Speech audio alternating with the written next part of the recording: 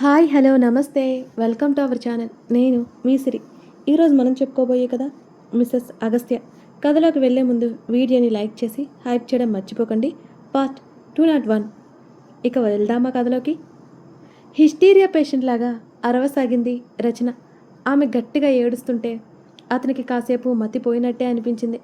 రచన అంటూ గబాలన ఆమె భుజాలు పట్టుకొని దగ్గరికి లాక్కున్నాడు అరవింద్. అతని చేతులు విసిరికొడుతూ ఆమె గట్టిగా ఏడుస్తుంటే, రచన ప్లీజ్ కామ్ డౌన్. అతను ఎంతగానో నచ్చచెప్తూ ఆమె తలను గట్టిగా హత్తుకున్నాడు. అతని నుంచి విడిపించుకోవడానికి పెనుగులాడింది. అతను వదలలేదు. కాసేపటికి ఆమె ప్రయత్నం మానుకొని అతని చొక్కా పట్టుకొని ఏడవసాగింది. అతడేం మాట్లాడలేదు. నెమ్మదిగా ఆమె వెన్ను తడుముతూ ఆమె తల వెనుక భాగంలో మెత్తగా నిమురుతున్నాడు. మరో 10 నిమిషాలకు కానీ ఆమె తేరుకోలేకపోయింది.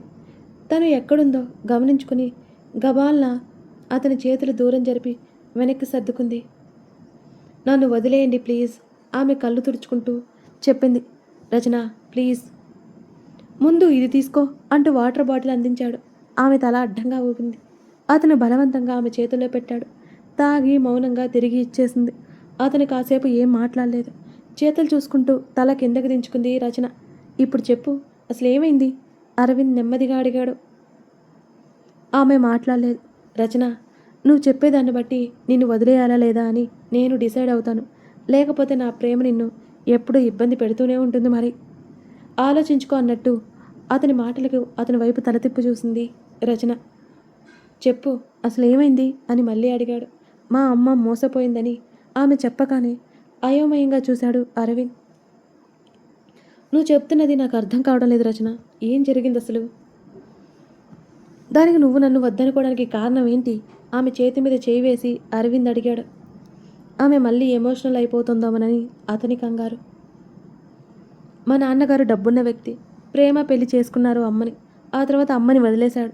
చిన్నప్పటి నుంచి నా కోసమే బ్రతుకుతుంది. ఎంతో కష్టపడి నన్ను పెంచింది. ప్రస్తుతం నాకు మా అమ్మ కంటే ఏదీ ముఖ్యం కాదు. నా జీవితం నేను చూసుకుని మా అమ్మ నేను ఒంటరిగా వదిలేలేను. అసలు నాకు పెళ్లి చేసుకోవాలని లేదు. ప్లీజ్ నా గురించి మర్చిపోండి అన్నది రచన. అందుకేనా రిజిగ్నేషన్ పెట్టావా? ఆమె మాట్లాడలేదు. అతను ఎంత అడుగుతున్నా. ఎప్పుడు ఏదో జరిగిందని ప్రతిసారి అదే జరుగుతుందా రచన? ఆంటీ మనతోనే ఉంటారు. ప్రాబ్లం అంటే ఈ విషయాలకు నువ్వు ఇంత పెద్ద డెసిషన్ తీసుకోవాలా అని అరవింద్ ఆవేదనగా చూశాడు రచన వంక. మీకు ఇది చిన్న విషయంగానే అనిపించవచ్చు సార్, కానీ భరించే వాళ్ళకే తెలుసు ఆ బాధ ఏంటో. నాకు ఇప్పుడే పెళ్లి చేసుకోవాలని అస్సలు లేదు సార్. ఇంకొన్ని సంవత్సరాలైనా నేను మా అమ్మతో ఉండాలి. తప్పుగా అనుకోకండి సార్. నాకు డబ్బున్న వాళ్ళంటే భయం. వారి చేత అవమానపడాలని నాకు అస్సలు లేదు అంటూ ఆమె దండం పెట్టింది మరోసారి. రచన, బాధ నీదే, భరిస్తున్నది నీవే. దీన్ని నేను తక్కువ చేయట్లేదు. అలాగని నువ్వు ఆలోచించే రీజన్స్ చాలా సిల్లీగా ఉన్నాయి. ఆంటీ ఒంటరిగా ఉండాల్సిన అవసరమే లేదు. అలాగని ఆస్తిపాస్తుల అంత మాత్రాన అందరూ చెడ్డవాళ్ళు కాదుగా అన్నాడు అరవింద్. కానీ సార్ నాకు ఇష్టం లేదు సార్ అని చెప్పింది రచన. ఆ సిలీ రీజన్స్తో నాకు దూరంగా ఉండాలి అనుకుంటున్నావు అంతే కదా? అదే నువ్వు నా మీద ప్రేమ లేదు అని చెప్పట్లేదు. అలా చెప్తే ఖచ్చితంగా నీకు దూరంగా ఉండేవాడిని. ఇప్పుడు నీ బాధ ఏంటో నాకు అర్థమైంది కదా. ఇక అస్సలు వదిలిపెట్టను అని అంటున్న అతని వైపు రచన చాలా కోపంగా చూసింది. మీరు అర్థం చేసుకుంటారని చెప్పాను ఇదంతా. అయినా మీ దారి మీదేనా? ఆమె ఆవేశంగా అడిగింది. నీ లైఫ్లో మరొక వ్యక్తి ఉన్నాడు అనుకో. ఆ వ్యక్తి నీకు అంత ఇష్టం అనుకో. ఆ ఒక్క రీజన్ అయితే నేను నిన్ను వదులుకునేవాడిని. కానీ ఇప్పుడు సమస్యే లేదు. నీ బాధ ఏంటో నాకు అర్థమైంది. ఆంటీ నీ ఇష్టానికి వదిలేశారు. నువ్వు నన్ను ఇష్టపడితే నాతో పెళ్లి చేస్తామన్నారు కూడా అంటూ పెదవి విరిచి భుజాలు కదిలించాడు అరవింద్. మీకు కొంచెమైనా బుద్ధి లేదండి. అమ్మతో ఇలా మాట్లాడతారా? అసలు నేను ఎలా ఫేస్ చేయాలి? ఆమె అసహనంగా అన్నది. అయినా అంత మాట అనేసావేంటి రచన? ఆమె మాటలకు అరవింద్ విస్తుపోయాడు. నేను అంతే, చాలా చెడ్డదాన్ని. నాతో మీ జీవితం చాలా చండాలంగా ఉంటుంది. నేను మూడీ క్యాండిడేట్. మిమ్మల్ని హ్యాపీగా ఉంచలేను. అందుకే చెప్తున్నాను, మీరు హాయిగా మరో మంచి అమ్మాయిని చూసుకోండి అని ఆమె గట్టిగా చెప్పింది. చా అంటూ ఆమెను పైనుంచి కింద వరకు చూశాడు అరవింద్. ఇక మీకు క్లారిటీ వచ్చింది కదా, నేను వెళ్తాను అన్నది రచన. రేపు ఇంటికి వచ్చి ఆంటీతో మాట్లాడతాను, నువ్వు కూడా మాట్లాడాలి, సరేనా అని అరవింద్ అన్నాడు. దయచేసి అంత పని చేయకండి సార్, ఇప్పటికే మీ వల్ల నేను చస్తున్నాను, ఆమె అంతే కోపంగా అన్నది. అరే మీ అమ్మాయిలతో అదో టైప్ అసలు. అరే నువ్వంటే పిచ్చే బాబు అన్న పట్టించుకోరే. అరవింద్ పళ్ళు నూరుకుంటూ చూశాడు రచనని. అసలు నా మీద మీకు ఎందుకు ప్రేమ పుట్టింది సార్? ఆమె ప్రశ్నించింది. దానికి కారణం అంటూ లేదు రచన, నేను ఫీల్ అయ్యాను అని చెప్పాడు. పిచ్చి కబుర్లు చెప్పకండి సార్, మీ పక్కన చూడడానికి బాగుంటాను, అంతకంటే ఏం లేదు. అసలు మీకు నా గురించి ఏమీ తెలియదు. అంతలోనే ప్రేమ, ఈ ప్రేమ కూడా ఎక్కువ కాలం ఉండదు సార్. నా మాట వినండి సార్, మీకు మంచి అమ్మాయి భార్యగా వస్తుంది. ఆమె అతనికి నచ్చ చెప్పడానికి ప్రయత్నం చేస్తుంది. రచన, నువ్వు మళ్ళీ మొదటకొచ్చి నన్ను పిచ్చి ఇరిటేట్ చేయకు, అరవింద్ విసుక్కున్నాడు. నేను నిజాలే చెప్తాను సార్, మీరే అర్థం చేసుకోవట్లేదు అంది రచన. ఆంటీకి ఇబ్బంది లేదు, ఇక నీకే ప్రాబ్లం. నువ్వు ఆ పిచ్చి రీజన్స్ పట్టుకుని వేలాడుతున్నావు, అంతకుమించి ఇంకేం లేదు. నేనంటే నీకు ఇష్టం, అది నాకు తెలుసు.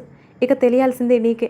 తొందర ఏం లేదులే, ఓ నెల రోజుల తర్వాత ఓకే చెప్పు, సరేనా అంటూ అరవింద్ కళ్ళు ఎగరేశాడు.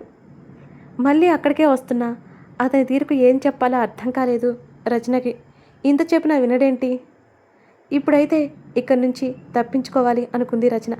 సరే సార్, నేను నెల తర్వాత చెప్తాను అని ఆమె అన్నది. తన నోటీస్ పీరియడ్ అయిపోతుందిగా, ఆ తర్వాత తను ఏ సమాధానం చెప్పాల్సిన అవసరమే లేదు. తను ఈ కంపెనీ నుంచే వెళ్ళిపోతుంది. ఎలా కనిపిస్తున్నాను నీకు? నీ మాటలు నమ్మే వెర్రి వెదవలా కనిపిస్తున్నానా అని అన్నాడు. చిచి, అవేం మాటలు? ఆమె ముఖాన్ని విసుగ్గా పెట్టుకుంది. సరే గాని నేనంటే ఇష్టం లేదంట కదా? అవును. మరి నేను ఇన్ని చేస్తున్నా ఎందుకు సైలెంట్గా ఉన్నావమ్మా అని అరవింద్ అడిగాడు. మీరేం చేయలేదు, మీ లవ్ ఎక్స్ప్రెస్ చేశారు, నేను రిజెక్ట్ చేశాను అంతే. మీరు నా బాస్, మీ మీద నాకు రెస్పెక్ట్ ఉంది. ఆమె చెప్తుంటే నువ్వు చాలా తెలివైన దానివని ఎక్కడా బయటపడట్లేదు రచన అని ముఖం చిట్లించుకున్నాడు అరవింద్. నాకు అనిపించింది చెప్తున్నాను సార్, అయినా అసలు మీకు భయం ఉందా? ఇలా ఇంటికి ఎందుకు పిలిచారు నన్ను?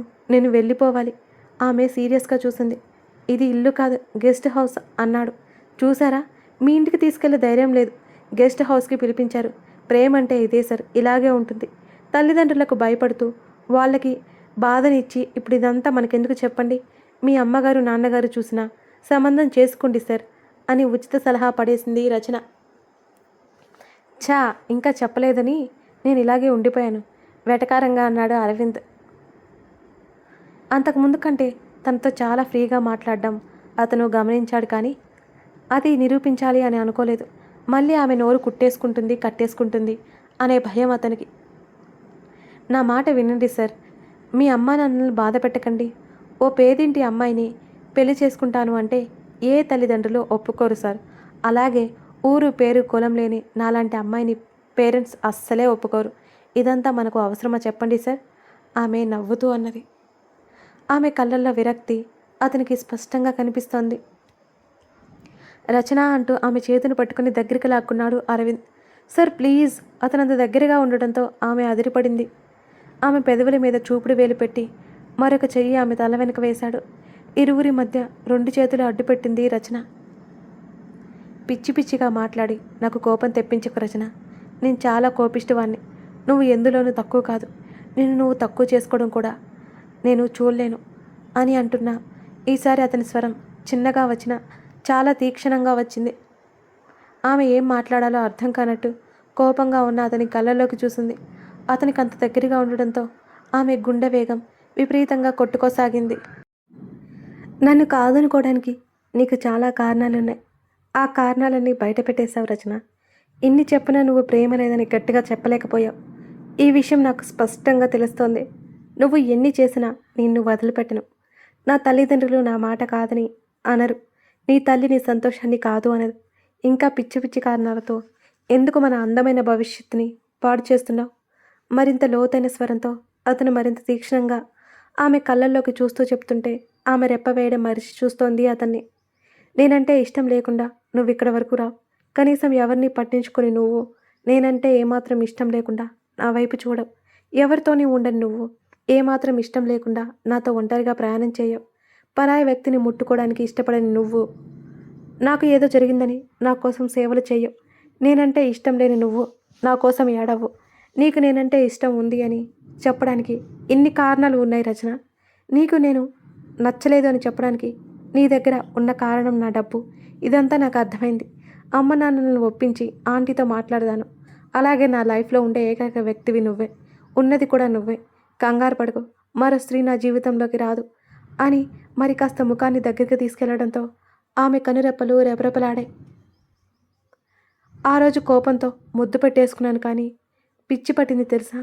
ఎన్ని రోజులు గుర్తుకొచ్చిందో అని మరింత గుసగుసగా అతను మాట్లాడుతుంటే ఆమె గుండె కొట్టుకోవడం 100 దాటింది ఆ క్షణం.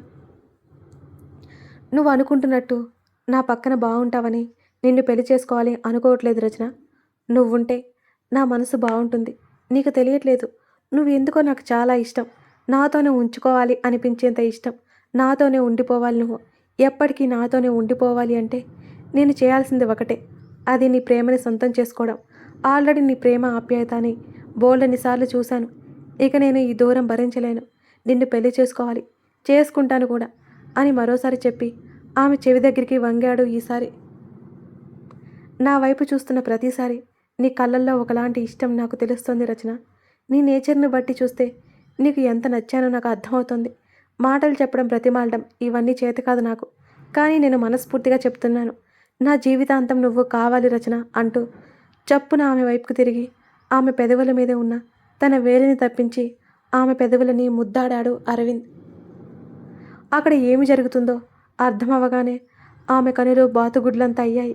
ఆమె ఒకలాంటి షాక్లోకి వెళ్ళి కనురెప్ప వేయకుండా అతన్నే చూస్తోంది రచన.